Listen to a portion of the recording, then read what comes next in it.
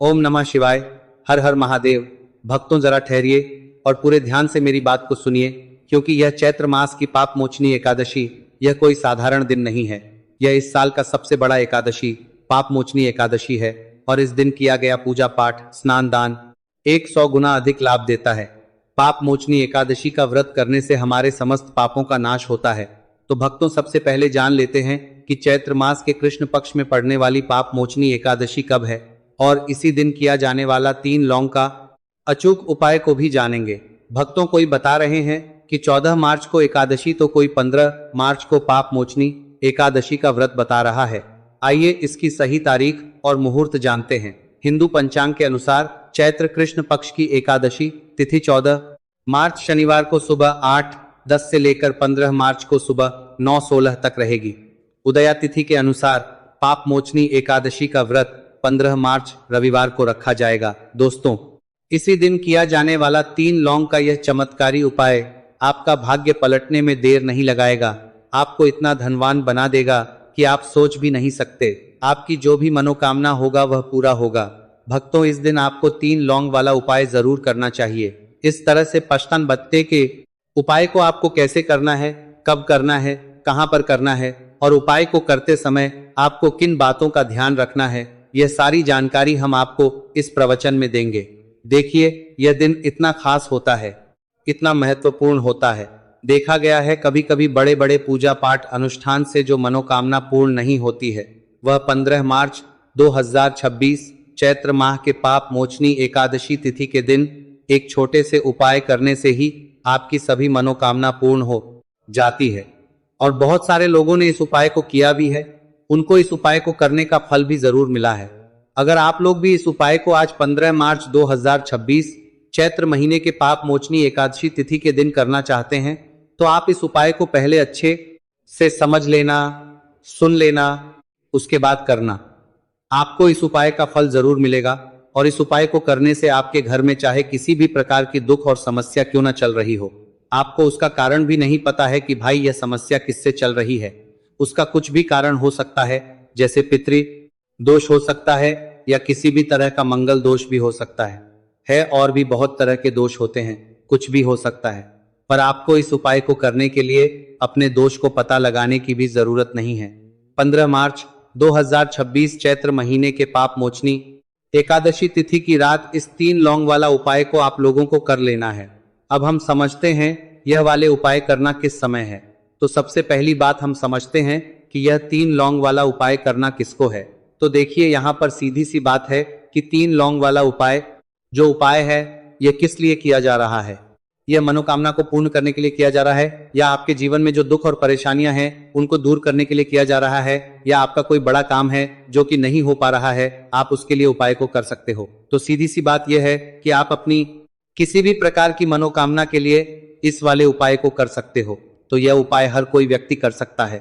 जिस व्यक्ति को अपनी किसी भी प्रकार की मनोकामना भगवान विष्णु जी किसी भी अवतार से पूर्ण करवानी हो, और अगर कोई भी माताएं बहनें जो है अपने घर की सुख और शांति के लिए, घर में धन समृद्धि को बढ़ाने के लिए उपाय करना चाहती है, तो घर की जो बड़ी माताएं बहनें होंगी वह इस 3 लौंग वाला उपाय को विशेष रूप से करें, क्योंकि माताएं बहनें घर की लक्ष्मी होती हैं और जब घर की लक्ष्मी कोई विशेष उपाय करती है तो उसका फल ही बहुत जल्दी मिल जाता है और बहुत बड़ा होकर मिलता है।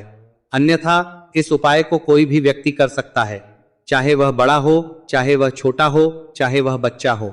जिस व्यक्ति को यह 3 लौंग वाला उपाय समझ आ गया, वह व्यक्ति इस 3 लौंग वाला उपाय को चैत्र महीने के पाप मोचनी एकादशी तिथि के दिन जरूर करें, क्योंकि इस उपाय का फल बहुत ही जल्दी मिल जाएगा। क्योंकि 15 मार्च 2026 चैत्र महीने के पाप मोचनी एकादशी तिथि के दिन भगवान विष्णु जी के जो भी अवतार हैं, जैसे प्रभु श्री राम हो गए, भगवान कृष्ण हो गए, या आप जिस भी देवता को अपना आराध्य मानते हैं, आप उनकी पूजा कर सकते हैं। इस दिन सभी देव प्रश्न मुद्रा में होते हैं। तो आइए अब हम समझते हैं कि इस 3 लौंग वाला उपाय को आपको करना कैसे है और इस उपाय को करने का जो समय है वह क्या है। तो देखिए, इस 15 मार्च 2026 चैत्र महीने के पाप मोचनी एकादशी तिथि की रात किए जाने वाला यह 3 लौंग वाला जो उपाय है, यह मुख्य रूप से शाम के समय प्रदोष काल का रहेगा। प्रदोष काल का समय भी एक बहुत ही लोगों के मन में प्रश्न बन जाता है कि यह समय होता कब है, कितने बजे से लेकर कितने बजे यह समय होता है, ताकि हमें उपाय के लिए जो है समय का पता लग जाए। तो हम आपको बता दें, प्रदोष काल का जो एक समय होता है शाम का समय, वह होता है शाम के 5:00 बजे से लेकर शाम के 7:00 बजे के बीच का। इस समय के बीच में आप उपाय को करेंगे तो आपको उपाय का जरूर फल मिलेगा। तो शाम के 5:00 बजे से लेकर शाम के 7:00 बजे के बीच में आप लोग इस 3 लौंग वाला उपाय को कर सकते हो। बहुत सारे लोग यहाँ पर यह प्रश्न भी जरूर करेंगे कि हम तो नौकरी पर जाते हैं, हम अपनी ड्यूटी पर जाते हैं और आने में हमें देर हो जाती है, तो उस परिस्थिति में हमें क्या करना चाहिए। तो देखिए, उन लोगों को भी टेंशन लेने की जरूरत नहीं है। अगर आप लोग इस उपाय को शाम के समय प्रदोष काल में कर रहे हैं और अगर आपको आने में देरी भी हो जाती है, आपको आने में 7:00 बजे तक आप नहीं पहुंच पाते हो, तो भाई आप 7 या रात 8:00 बजे तक भी अगर उपाय को करोगे तो भी चल जाएगा। और अगर इससे भी थोड़ा देर हो जाती तो भी आपको उपाय को कर सकते हो, क्योंकि 15 मार्च 2026 चैत्र महीने के पाप मोचनी एकादशी तिथि का दिन है।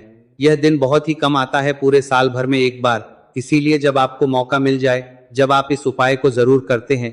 क्या क्या करते हैं लेना, कोई भी उपाय हो आप कभी भी कर सकते हो। चैत्र महीने के पाप मोचनी एकादशी तिथि के दिन बस कोशिश करना कि समय के थोड़ा अंतर्गत ही कर लो, पर किसी कारणवश अगर ना कर पाओ तो फिर आप थोड़ा देरी से भी कर सकते हो, आपको उपाय का फल जरूर मिलेगा।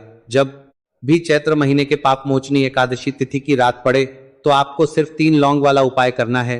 इससे आपके जीवन में अगर धन वैभव की समस्या चल रही है, अगर आप रुपए पैसों के लिए बहुत ज्यादा परेशान रहते हैं, आर्थिक तंगी चल रही है, कई बार आप खत्म करते हैं, क्या रुपए पैसों के लिए बहुत ज्यादा परेशान रहते हैं, प्रयास बहुत करते हैं, मेहनत बहुत करते हैं, लेकिन आपको धन प्राप्त नहीं हो पाता है, आप मेहनत करने के बावजूद भी सफल नहीं हो पाते, आप अपने व्यापार में असफल हो जाते हैं, काम करने के प्रयास में असफल हो जाते हैं, किसी भी कार्य में अगर आप असफल हो रहे हो या फिर आपको धन की हानि हो रही हो, तो आपको यह छोटा सा उपाय इस चैत्र महीने के पाप मोचनी एकादशी तिथि में जरूर करना चाहिए। तो चलिए जानते हैं इस विशेष उपाय के बारे में। यह उपाय आप अपनी समस्या के अनुसार कर सकते हैं। इन उपायों में आपको धन प्राप्ति के उपाय बताए जाएंगे, आपकी मनोकामना पूर्ति के उपाय बताए जाएंगे। जीवन में किसी भी प्रकार के संकट चल रहे हैं, समस्याएं चल रही हैं, तो उनको दूर करने के उपाय बताए जाएंगे। चलिए जानते हैं सबसे पहले उपाय के बारे में। इस उपाय के लिए आपको सबसे पहले जरूरत पड़ेगी 3 लौंग। चैत्र महीने के पाप मोचनी एकादशी तिथि की रात 3 लौंग घर में इस जगह पर फेंक देना। धन की कमी आपके जीवन से दूर हो जाएगी और बने से बड़ा नजर दोष भी आपके घर से दूर हो जाएगा। घर परिवार के जितने भी सदस्य हैं उनके जीवन से दूर हो जाएगा। 3 लौंग का ऐसा उपाय आपको बताने वाले हैं। 3 लौंग आपको अपने घर में जला देना है। इस उपाय को हालांकि आप इस चैत्र माह के पाप मोचनी एकादशी तिथि के दिन कर लिया तो ऐसा मानकर चलिए कि आपके जीवन के जो दुख हैं अब उन्हें दूर होने में ज्यादा समय नहीं लगेगा। तो देखिए, बात करेंगे सबसे पहले लौंग की। लौंग जो होती है, पूजा पाठ हो कोई भी, हम बहुत बड़ी पूजा करते हैं या छोटी पूजा करते हैं, कोई भी चीज जब हम पूजा से रिलेटेड करते हैं तो होता क्या है, हम उसमें लौंग जरूर लेते हैं। माँ दुर्गा की पूजा करते हैं, महादेव का करते हैं, बजरंगबली का पूजन करते हैं, लौंग हम उसमें विशेष रूप से लेते हैं, क्योंकि लौंग जो होती है यह एक तरह से आपके घर से नजर दोष को भी दूर करती है, नेगेटिविटी को भी दूर करती है। और लौंग के जितने भी उपाय होते हैं आपको बता दें कि ये बहुत जल्दी देवी देवताओं को भी प्रसन्न करते हैं और आपके जीवन के कष्टों को बहुत जल्दी दूर कर देते हैं। तो जो लोग भी चाहते हैं ना कि हमारे जीवन के कष्ट जल्दी से जल्दी दूर हो जाए, उन्हें तो विशेषकर लौंग के उपाय जरूर करने चाहिए। जो लोग चाहते हैं जल्दी से जल्दी अच्छा सा रिजल्ट उनको उनके जीवन में मिले, पैसा उनके पास आए, पैसा उनके पास रुके, तो उन्हें भी विशेषकर लौंग के उपाय जरूर करने हैं।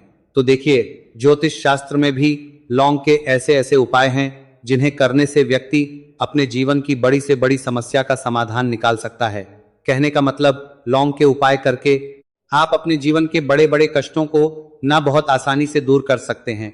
लेकिन बहुत बार हम जीवन में जब कष्टों के समाधान कम होता है, बहुत बढ़ जाते हैं, दुख बहुत बढ़ जाते हैं, तो हमारा जो दिमाग होता है वह सोच नहीं पाता है, हम नहीं समझ पाते हैं कि ये जो कष्ट हम इतने बड़े लग रहे हैं और होते भी हैं, जीवन में कभी कभी बहुत बड़े कष्ट आ जाते हैं, लेकिन ये बड़े बड़े कष्ट भी आप बहुत ही आसानी से दूर कर सकते हैं लौंग के उपाय के पूरी सच्ची श्रद्धा के साथ। जब कोई भी उपाय करते है ना, उसमें यह महत्व नहीं रखता है कि आप बड़ी पूजा करते हैं, छोटी पूजा करते हैं, बड़ा उपाय करते हैं, छोटा उपाय करते हैं। उसमें सच्ची श्रद्धा का होना और आपके विश्वास का होना, भगवान के ऊपर पूरा विश्वास करके जब आप कोई भी उपाय करते हैं ना, आपका उपाय सफल होता ही होता है और भगवान खुद आपके जीवन के संकटों को दूर करने आते हैं।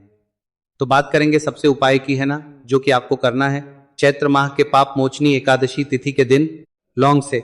अब देखिए, जो सबसे पहला उपाय आपको बताने जा रहे हैं, इस उपाय को अगर आप करते हैं तो आप अपने जीवन में जो भी भगवान से मांगेंगे ना कि हाँ मुझे यह चीज चाहिए, ना मेरी यह मनोकामना यह पूरी नहीं हो रही है, भगवान आप मेरी इस मनोकामना को पूरा कर देना। तो आपकी मनोकामना पूर्ति के लिए आपको यह पहला उपाय करना है चैत्र माह के पाप मोचनी एकादशी तिथि के दिन। तो देखिए आपको करना क्या है, यहाँ पर आपको 2 फूल वाली लौंग लेनी है। एक भी लौंग उसमें से खंडित ना हो, टूटी हुई ना हो। अब आप अपने घर में जो दीपक जलाते हैं, कुछ लोग होते हैं कि 5 दीपक जलाते हैं जब सुबह के टाइम में पूजा करते हैं।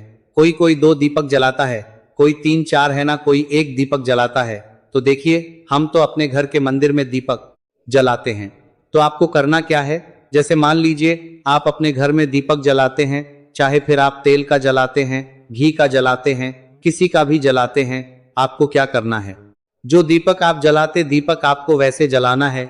बस दीपक के अंदर आपको 2 फूल वाली लौंग डालकर दीपक को जलाना है। वैसे तो आप अपने दीपक को ऐसे जलाते होंगे, लेकिन जिन लोगों को पता है वह हमेशा दीपक में 2 लौंग डालते ही डालते हैं। देखिए जब भी आप अपने घर के दीपक में 2 लौंग डालकर दीपक जलाते हैं ना, सबसे पहले तो यह आपके दिन आप टूथपेस्ट या मंजन का प्रयोग ना करें, क्योंकि जो बाजारू टूथपेस्ट या मंजन है ना, उनमें केमिकल आता है या उनमें नमक आता है, और ये दोनों ही चीजें आपके व्रत को खंडित करती हैं।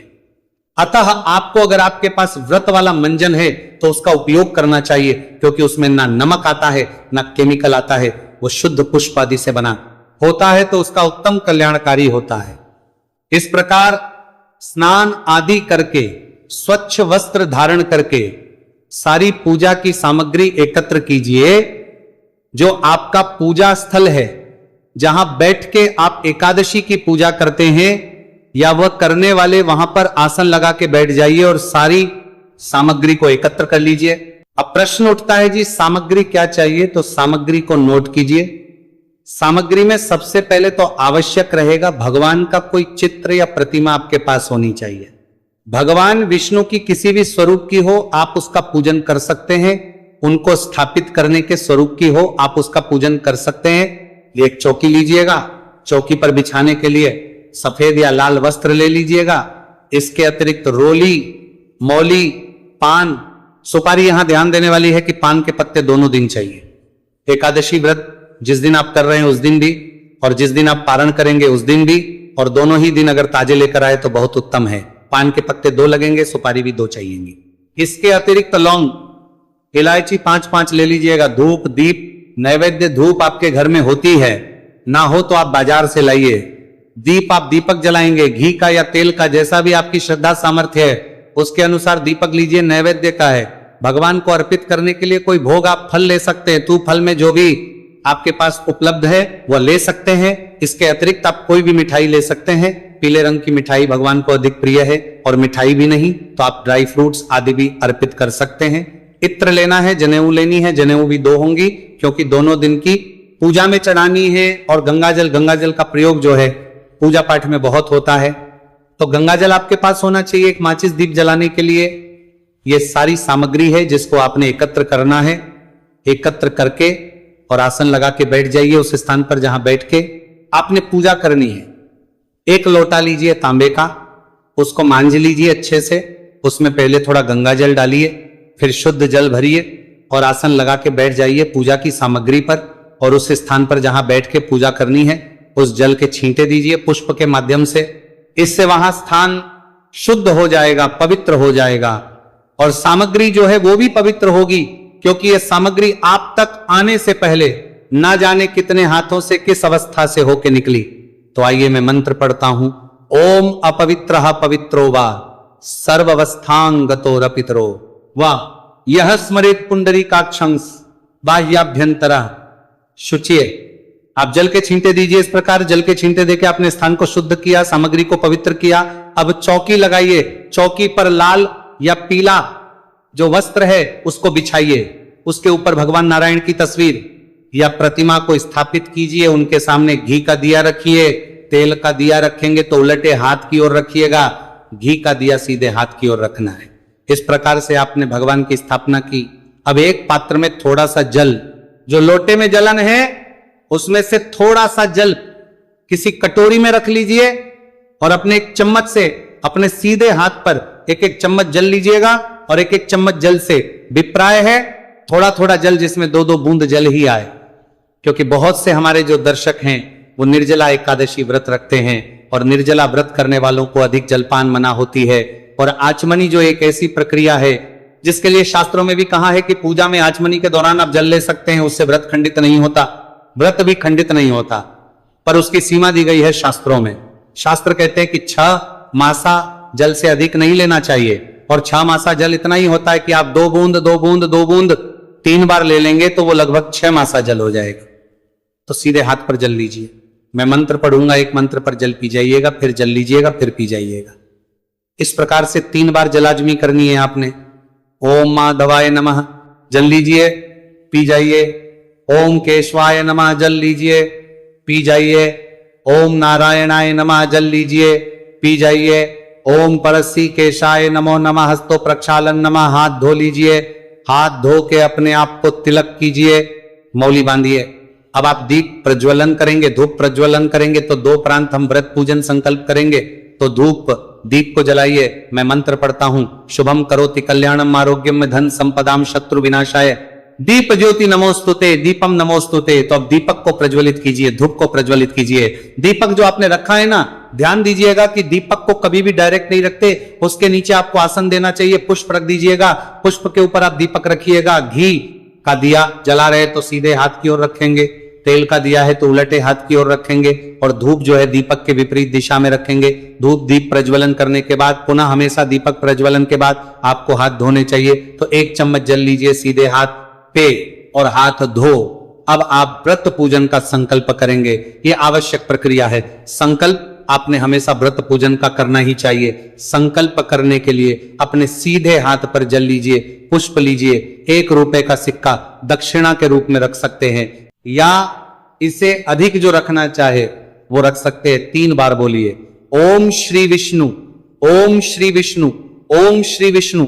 अपना नाम, अपना गोत्र, जिस स्थान पर बैठकर पूजन कर रहे हैं वहां का मकान नंबर, क्षेत्र का नाम, शहर का नाम, चैत्र मास, भगवान श्री हरि विष्णु एकादशी। बोलिए श्री विष्णु और वह संकल्प भगवान के चरणों में अर्पित कर दीजिए। इस प्रकार से आपने संकल्प करना है। संकल्प करने के बाद विधि विधान से पूरी पूजा है। पूजा की पूरी विधि मैं यहां नहीं बताने जा रहा हूं। आज विधि मैं यहां नहीं बताने जा रहा हूं, अन्यथा ये जो है वो 35-40 मिनट का हो जाएगा। पूजा की वीडियो में अलग से बना दूंगा, उसको देखिएगा और उससे आप पूजन कीजिएगा। तो पूजा विधि में आपको अलग से बता दूंगा। पूजा आदि करने के बाद शास्त्र कहता है कि आपको सदाचार के साथ भगवान के चरणों में ध्यान लगाते हुए दिन को व्यतीत करना चाहिए। किसी का अपमान नहीं करना, कोई अशुभ कार्य नहीं करना, किसी के प्रति वैर भाव नहीं रखना, किसी पे क्रोध नहीं करना। ब्रह्मचर्य का पालन करते हुए शांत चित्त से दिन को व्यतीत कीजिए। जितना हो सके सहायता कीजिए, लोगों की प्रेम से भगवान की भक्ति कीजिए। काल को कीर्तन की बड़ी महिमा कही गई है, कीर्तन कीजिएगा। कीर्तन के लिए आसपास कहीं मंदिर आदि ना हो, कीर्तन कहीं ना होता हो तो भगवान नारायण कहते हैं कि अगर आप नृत्य करके, गा के, नाच के कीर्तन ना कर सके तो ये कुछ स्तोत्र पाठ हैं, इनको सुन के या पढ़ के भी आप कीर्तन का लाभ ले सकते हैं। वो वीडियो देखिए, सायंकाल को कीर्तन कीजिए, कीर्तन का लाभ। रात्रि काल को की बड़ी महिमा है। एकादशी पर रात्रि को जागरण के समय जो सुने जाने वाले स्रोत पाठ है वो भी उस वीडियो में होते हैं। तो रात्रि को उस वीडियो को सुनते हुए उसमें जो स्रोत पाठ है उनका श्रवण करते हुए जागरण का लाभ लीजिए। जागरण कब तक करना चाहिए? पूरी रात्रि जो ना कर सके तो 2 बजे तक तो कम से कम करें ही करें। और प्रयास कीजिए पूरी रात्रि जग सके, तो उससे उत्तम कुछ होता नहीं। आहार की बात करते हैं, इस एकादशी के व्रत में आपको फल आहार ही करना चाहिए। अन्न का सेवन नहीं, नमक का सेवन नहीं, मिर्च का सेवन नहीं, संपूर्णतः वर्जित है। केवल फल आहार और दूध के साथ इस व्रत को करें तो कल्याणकारी रहेगा। अगले दिन पारण के लिए सूर्योदय से पहले उठे, उठने के बाद पूर्ण रूप से विधि से पारण की पूजा करेंगे।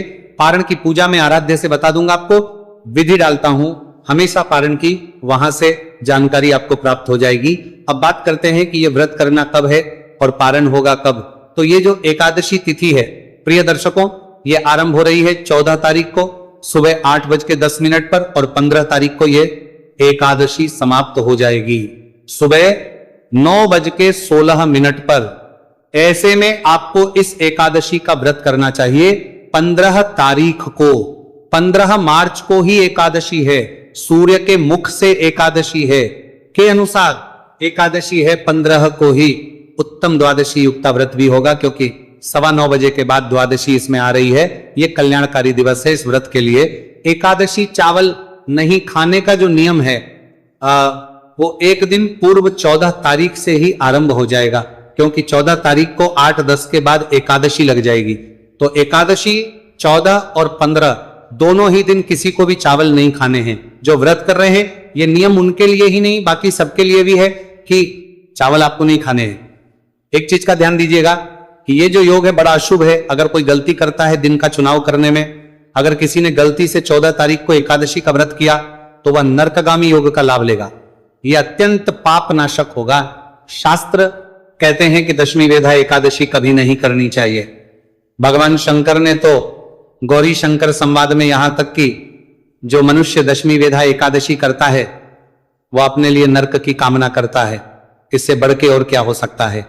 इसीलिए इस वीडियो को अधिक से अधिक लोगों तक पहुंचाइए। एकादशी आने वाली है, कहीं वो लोग पाप के भागीदार ना बन जाए। तो 14 को भूल के भी कोई व्रत ना करें, क्योंकि ये सामान्य अवस्था नहीं है। एकादशी का व्रत जो है ना, कई बार ऐसी अवस्था होती है जब दोनों ही दिन किया जा सकता होता है, कोई दोष नहीं होता।